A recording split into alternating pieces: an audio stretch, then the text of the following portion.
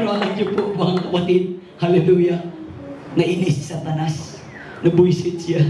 Sabi niya, hindi pa natinag si Job. Balik siya sa Ginoo ba? Praise God. Buti pa si Satanas natubang Ginoo. No? Praise God. Ikaw, tayo, pag hindi mo pa i-work out yung kaligtasan mga kapatid, malamang hindi ng Panginoon ang nandiyan. No? Pag namatay mga kapatid, ay kinuha na siya ni Lord, ay di ka sure. Amen? Praise God, hallelujah.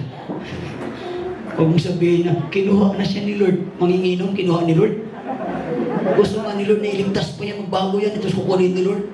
Unfair naman sa atin ito, pumalakpak, sumisigaw tayo, tapos yung manginginom, kinuha ni Lord. Amen, di ba? Palagpagan natin ang ating Panginoon.